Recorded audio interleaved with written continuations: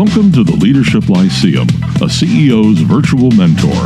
Now, here's your host, Tom Lindquist. Glad to have you back in the Leadership Lyceum, where we bring you direct access to top CEOs and directors of boards in an interview format that provides insight on situational issues that confront CEOs every day. It is a CEO's virtual mentor. In this two-part episode 5, we're pleased to feature Tom Fanning, Chairman and CEO of Atlanta-based Southern Company. If you're just joining us by linking over from my recent feature article on Mr. Fanning in trade publication Public Utilities Fortnightly, welcome to our podcast. It's been a busy end of summer for us here at the Lyceum. Thanks to our listeners, the podcast is getting wider and wider listenership, which has resulted in interest in having written articles derived from the content of the podcasted interviews. Public Utilities Fortnightly is one such publication. We will announce others in the coming weeks also. And just a preview for the guitar and music lovers in our listenership, keep a lookout for episode 6, an interview with Fender Instruments CEO Andy Mooney. He is just into his second year at the helm of that iconic brand. No stranger to brands, Andy led Disney Consumer Products as chairman and was chief marketing officer of Nike's global apparel business prior to coming to Fender. Join us in episode 6 for a conversation with Andy on brand, product leadership, and strategy. We'll be right back to introduce Tom Fanning and Southern Company and to kick off today's episode. Stay tuned.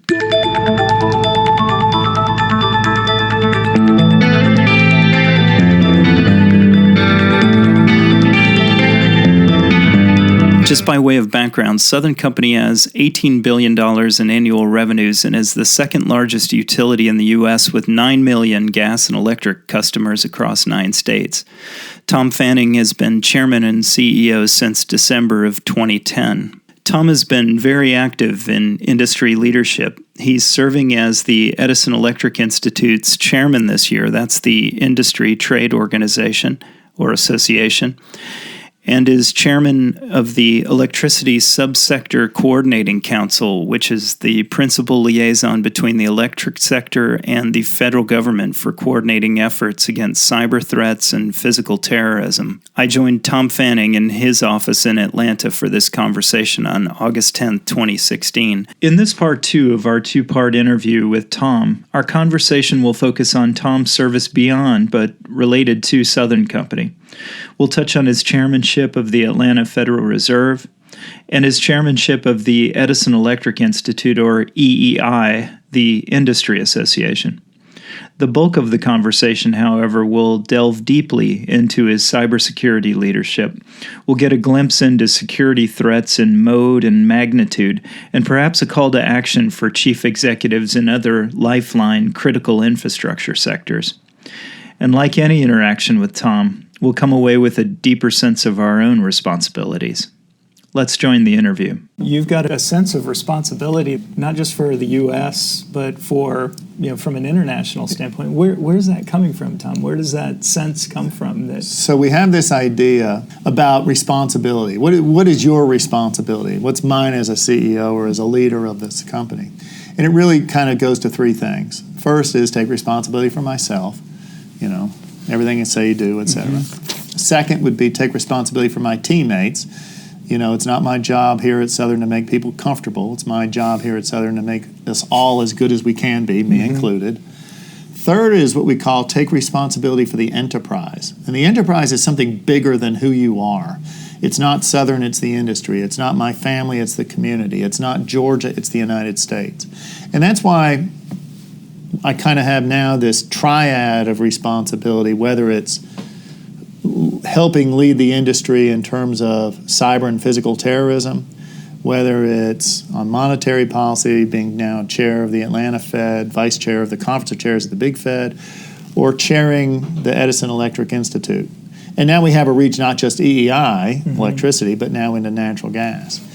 And trying to weave all that together for the benefit of America. Now, certainly, as we try and take a leadership role in energy policy, I think that benefits economic policy. It gives America, unlike any time we've had in our lifetimes, a sense of an unassailable advantage to grow the economy, grow jobs, make personal incomes higher, make American lives better.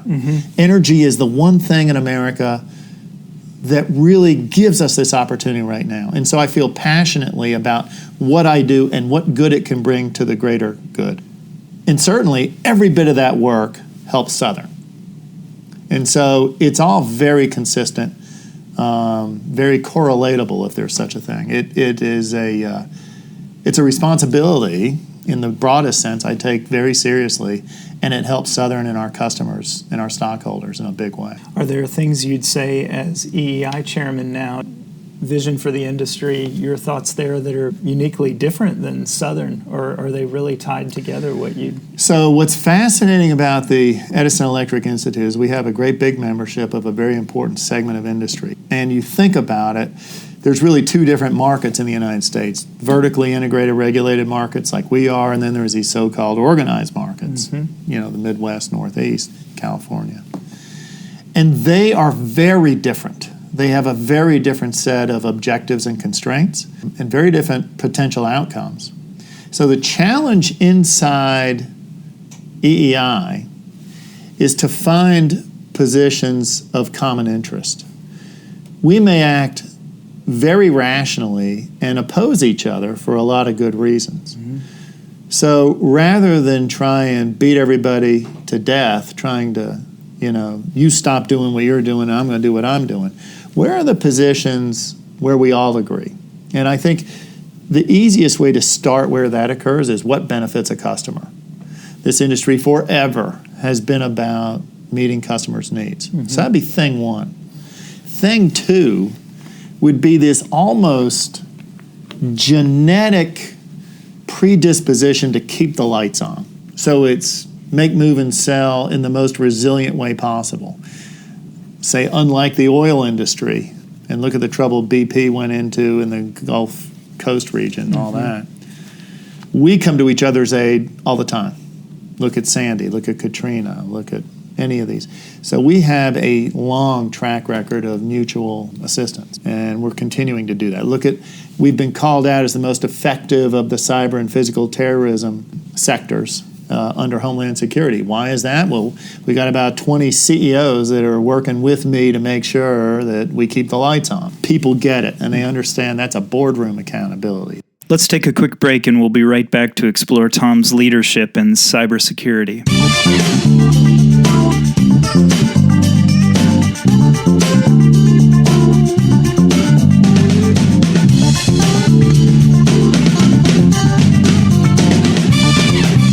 We're back with Tom Fanning, CEO of Southern Company. And our conversation now shifts to the origins of his leadership in cybersecurity for the industry and for the infrastructure sector at large. What brought you into this? What did you feel to step up and lead this for the sector? I think this is true. I think I'm the only CEO in our industry that had a CIO background. Okay. Before I got this job, I had 15 different jobs in 8 different business units, 1 international. One of those for 3 years was to be CIO. Did people come to you and say, Tom, will you lead this effort? Or was that something that you saw coming and volunteered for it? It was kind of both. I mean, at EEI, you have major issues, and they try and assign those issues to different people. And this was an issue that was getting bigger and bigger and bigger. And I became part of leadership, and it was big enough that part of leadership, so I was whatever they call it, vice chair. And I said, yeah, I'll do that. So I see. Like Nick Akins, for example, when he was vice chair, ultimately chair, took responsibility for the physical mutual assistance development, refinements that we made after Sandy, and he did a great job at that. So different people have different assignments, different interests, different whatever. This just happened to be in my strike zone. Protecting our nation along cyber and physical security lines involves a complex public-private partnership with an array of government departments and agencies and many companies across several private sectors. You'll hear us refer to NIAC or NIAC. This is the National Infrastructure Advisory Council that was created under executive order. NIAC's purpose is to advise the President through the Secretary of Homeland Security on issues related to the security and resilience of the nation's critical infrastructure sectors. The NIAC charter goes on to say, and as always, you'll find links on the reverse side of our album cover if you're listening through iTunes. But the charter goes on to say that NIAC draws on the experience of its members to among a host of other things, enhance the partnership between the public and private sectors in securing and enhancing the security and resilience of critical infrastructure. And Tom follows with an outline and a bit of a lay of the land from his experience. Well, let me say this. There's multiple layers of interest here. Mm-hmm. So let me describe what I've been advocating.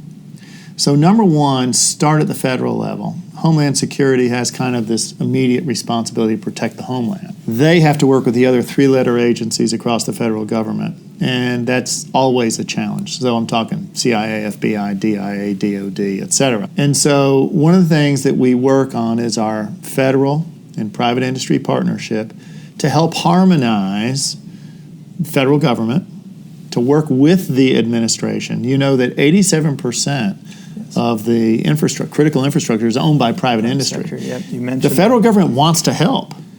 We have to pitch, not catch, and inform federal policy in order to do that the best. So, harmonize federal government, inform their policy, work in an integrated way, and thank goodness our sponsoring secretary at the cabinet level is Ernie Moniz. Mm-hmm. I've said it a million times. He's the best energy secretary the United States has ever had. You work with guys like that are no-nonsense, smart, action-oriented. Liz Sherwood-Randall, deputy secretary underneath him. Terrific, smart, same thing. And get stuff done. So, harmonize federal government, inform their policy, take the accountability for the enterprise. Second, understand, and we do this through lots of drills. We did Grid X3, I think it was the largest exercise the United States has ever done last December. We completely understand that we are accountable for the electricity sector, and we do that in partnership with our friends at co-ops and Mooney, so it's not just investor-owned utilities. All of us are responsible for providing resilient electricity service.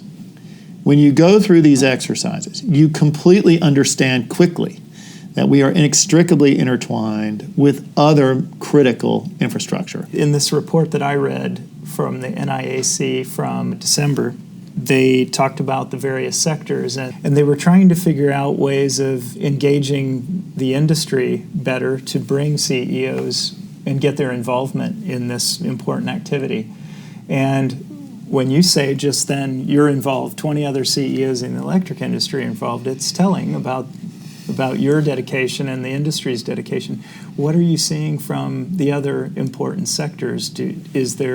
The NIAC report called out 5. So electricity being foremost, along with finance and telecom. And the other 2 would be transportation and water. So there's been a recommendation to create this Lifeline sector.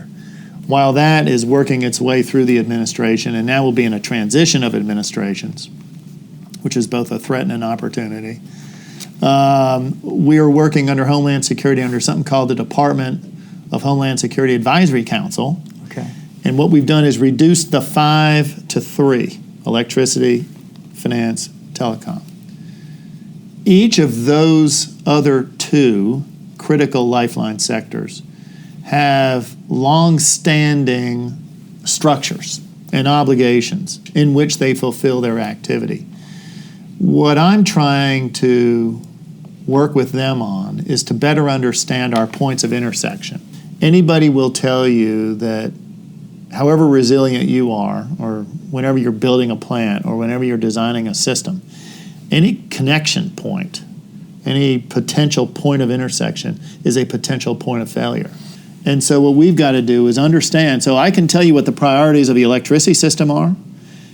We need to integrate our priorities with the priorities of the financial system and with the priorities of the telecom system. Then, so these 3 will come together and form a direct sounding board to Homeland Security, to the President, to Congress, to say, this is how we ought to have regulatory experience, this is going to be legislation we ought to propose, and we will organize ourselves in the best manner possible to make America commerce the best it can be. So that's how we're working it.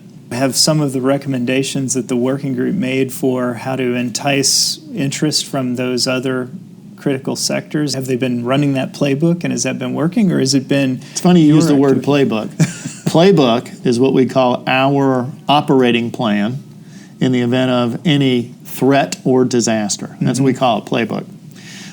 Each of them have had historically their own operating regime, but it has not been integrated. I see. And that's what we need to do. I would argue, too, and this was called out in the NIAC report, the electricity sector has much more CEO participation.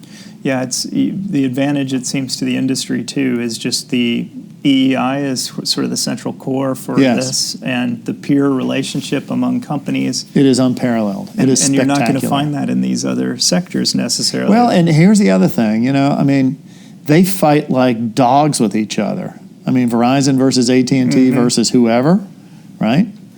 Son of a gun, the banks. There's no boundaries. Right. At least we have areas. We have boundaries. We have franchise, And we compete more and more and more and more. I compete with Nextera, and I compete with Exelon. But at the end of the day, here I go back to this genetic predisposition to serve and to keep this nation resilient from an electricity standpoint. That's been a huge advantage. We get that before commercial interest. What you find in the other sectors are more technical participation. So chief information security officers, CIOs, heads of security, you see that kind of thing. One of the things we realize is that any potential failure is potentially an existential threat to America. What I'm talking about are the existential threats, where people in a systematic way can try and bring down our way of life, to destroy American commerce. So that's kind of what I'm focusing on.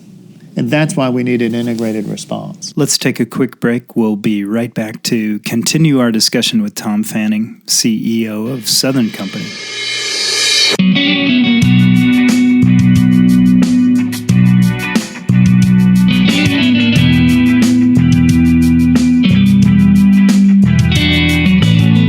We're back with Tom Fanning, CEO of Southern Company.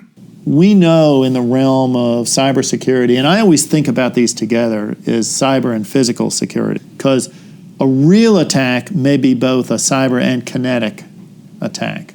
Imagine, if you will, a jet flying in on Operation Desert Storm. What they want to do is kind of, in a cyber sense, make the enemy blind, and then they bomb. Or maybe they bomb to make the enemy blind. Or it's a concerted attack. Think cyber and physical terrorism hand in glove. We know that the threats are lots of different levels, right? So there's punks and thugs and criminals, and then there's nation states, and then there are, in fact, well-funded terrorist groups, ISIS.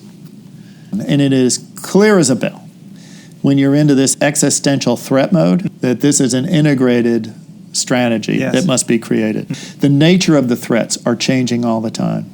Pretty quickly, I think technology will evolve to where it's not a person attacking a computer or a group of people. We will evolve pretty quickly from person to machine to machine to machine, and then machine to machine with artificial intelligence. Imagine moving from millions of attacks a day to an enterprise to trillions of attacks that never stop. It is amorphous. It is not directional. It is constantly changing. It is constantly adapting. And so here again, picking up another metaphor, we have to do the old Wayne Gretzky deal. And that is figure out a way to skate to where the puck will be. Except there's not a puck. There's hundreds of thousands of pucks. And so what you have to do is create, again, I'm back in my financial lingo, an options-based, forward-thinking strategy of how to remain resilient. And knowing that you're likely to be breached, how do you respond in a concerted, interactive way? On the whole sector discussion we're having and the involvement of CEOs, and you're saying they're getting their chief information security officers involved or their CIOs involved, but they're not getting involved at the top level in some cases. I'm hearing it at the National Association of Corporate Directors. They have panel session after panel session in the chapters, and at the national level on cybersecurity, it's the interest of every board member right now. And so I think that's evolving. And here's the thing. When our national interest is exposed at a federal level, I guarantee you, Homeland Security, the President, the Department of Defense, whoever it is, CIA, FBI, everybody will work hard to protect the national interest. If we as industry don't take responsibility for informing their obligation, then the response won't be as good as it can. And at the end of the day, our customers, our shareholders won't be served as well as they could be. This is an accountability we must own. We can't be acted upon here. We must act. I commit to this today. I can't imagine that I would ever let national interest be subordinate to my commercial interest. If it's a national interest deal, then I'm going to cooperate. I'm going to make sure I'm going to do everything I can to protect the United States. I hope you enjoyed this episode with Tom Fanning, CEO of Southern Company. Don't miss our next episode featuring Andy Mooney, CEO of Fender Instruments. Imagine what it would be like to have Bono and The Edge on your board of directors. See you next time in the Leadership Lyceum. The Leadership Lyceum, a CEO's virtual mentor, has been a production of the Leadership Lyceum, LLC. Copyright 2016, all rights reserved. Come back and listen. It's lonely at the top.